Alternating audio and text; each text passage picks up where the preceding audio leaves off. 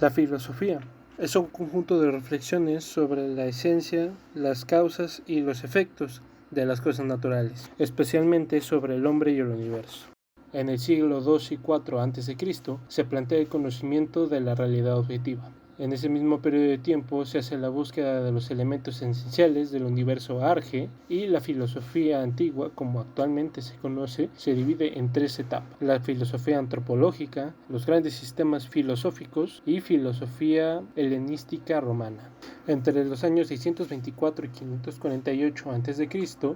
se crea la cosmología con el padre de la filosofía, Tales de Mileto, que planteaba que el origen de todo era el agua, ya que para él el agua era la fuente de la vida. Posteriormente, Anaxímenes, entre los años 590 y 524 a.C., decía que el principio es el aire, ya que decía: la vida es invisible, pero es visible en la humedad, en el frío y el calor. Luego, en los años 569 y 475 a.C., llega Pitágoras planteando que el origen de todo eran los números. Y en los años 544 y 483 a.C., Heráclito decía que el principio era el fuego, ya que para él siempre hay cambios. En los años 485 y 524, Empedocles unió los cuatro elementos para aplicar el principio del todo y explicar la vida y la muerte. Entre los años 470 y 322 a.C. se hace la filosofía antropológica, en la cual estaban los mejores filósofos de ese entonces, como Sócrates, Platón y Aristóteles. Cabe destacar que Sócrates fue maestro de Platón y Platón maestro de Aristóteles. En los años 445 y 365 a.C. es donde está la etapa de los grandes sistemas filosóficos, que en esta etapa surgieron los cínicos, o también llamados los perros, los estoicos, y surge también el epicureísmo. Después llega la escuela cirenaica entre los años 445 y 375 a.C., por las mismas épocas de los cínicos, donde lo más importante es el bien supremo y disfrutar la vida sin caer en las pasiones. Y por último llega la época de la filosofía helenástica romana entre los años 100 y 270 después de Cristo. En esta etapa habían filósofos como Platón de Alejandría, que trataba de conciliar los textos sagrados con el platonismo, y Platino, que planteaba el neoplatonismo con ideas religiosas. Después de todo este periodo de tiempo, entramos a la filosofía medieval, entre los siglos XV y XVI después de Cristo, donde se planteaba la fe, entre la fe con la razón, y la naturaleza y la existencia de Dios y los límites del conocimiento, donde también colocaban a Dios como el centro del todo y consideraban como única manera del saber la verdad del conocimiento sensible. Y entre esos mismos periodos de tiempo, al haber el control absoluto de la Iglesia sobre el pueblo, se prohibió la libertad del pensamiento con el modo de control usando a Dios. Y también se contemplaron dos tipos de filosofías cristianas: la filosofía patrística y la filosofía escolástica.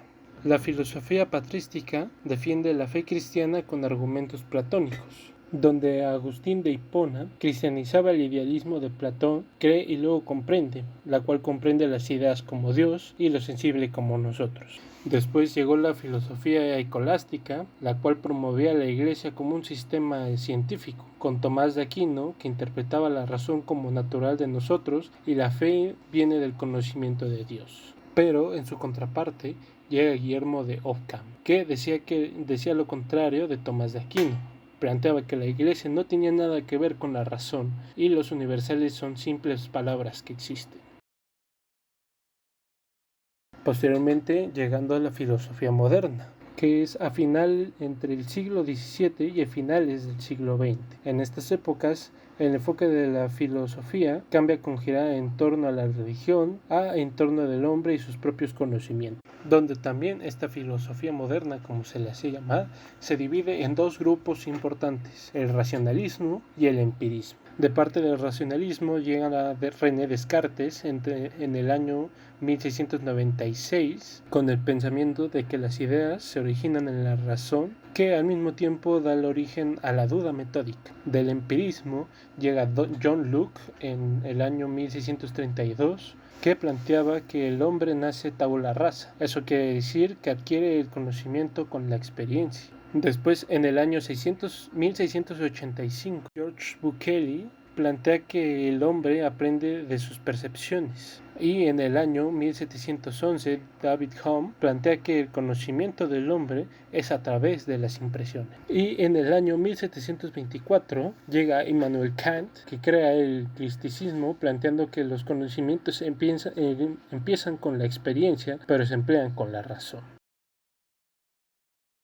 Terminando estos periodos de años, llega la filosofía contemporánea, que es desde los principios del siglo XX hasta la actualidad, donde en este periodo surgen nuevas corrientes filosóficas como el positivismo lógico, la fenomenología, el existencialismo, el postestructuralismo y el materialismo filosófico. En el año 1711, Hegel fue un idealista alemán que planteó que el espíritu absoluto es plena libertad por el conocimiento. De ese pensamiento llegan los anti-hegelianos. En el año 1798, Augustus Comte, positivista humanista, plantea que las ideas deben de ser demostradas. Después, en 1889, Ludwig Feuerbach, anti-hegeliano, materialista y humanista, separa la filosofía de la religión, poniendo al ser humano en el centro de su filosofía.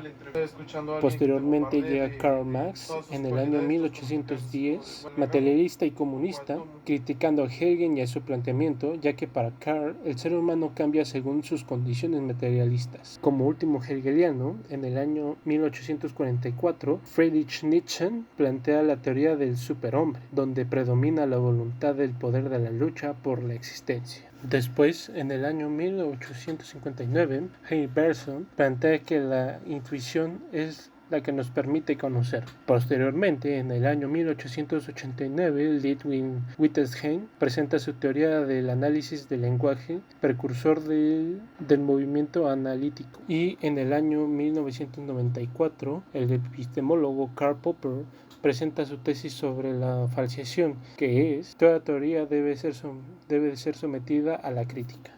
Y por último, en el año 1996, Thomas Kuhn plantea la teoría del paradigma, que es un sistema de ideas que reinan, luego se desgastan, porque no dan solución a los problemas. En conclusión, la filosofía es una serie de pensamientos y reflexiones que a lo largo de los años muchas personas han cambiado según su perspectiva, sus saber, sus ideas y sus ideales.